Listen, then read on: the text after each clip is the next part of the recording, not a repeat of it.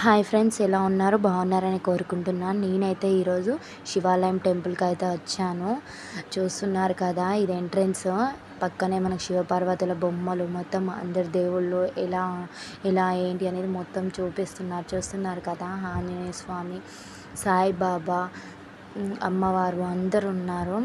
మేమైతే టెంపుల్ దగ్గరికి అయితే వచ్చేసాం. ఎందుకంటే ఈరోజు గురువారం, జ్యేష్ఠ అమావాస్య, శనీశ్వరుడు పుట్టినరోజు అంట. అందుకని ఈరోజైతే మేము టెంపుల్కి అయితే వచ్చాం. చూస్తున్నారు కదా, లోపలికి అయితే వెళ్ళిపోయాం. ఇక్కడైతే ధ్వజస్తంభం స్టార్టింగ్, దాని ముందే మనకి నందీశ్వరుడు ఉంటాడు.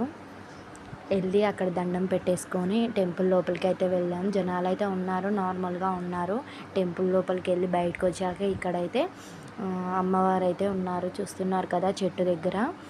మొత్తం టెంపుల్ లోపల ఇటు సైడ్ ఏమో శివయ్యకి ఇందులోనే కళ్యాణం చేపించే కళ్యాణం మండపం, ఇక్కడ పక్కనేనేమో నాగులమ్మ తల్లి ఉంది. చూస్తున్నారు కదా ఎంత బాగా రెడీ చేశారో, బాగుంది కదా. నేనైతే అందరి దేవుళ్ళ దగ్గర దండం పెట్టేసుకొని నేను వచ్చిన పని అయితే పూర్తి చేస్తున్నాను.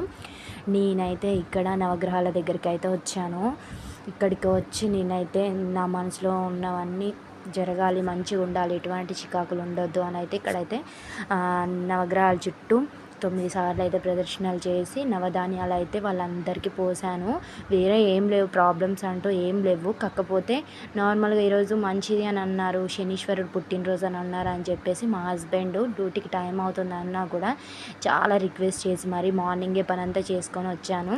మార్నింగే పనంతా చేసుకోవడం అంటే చిన్న పాప ఉంది కాబట్టి చాలా టైం పడుతుంది, చిన్నపిల్లలు ఉన్న ఇంట్లో ప్రతి ఒక్కరికి.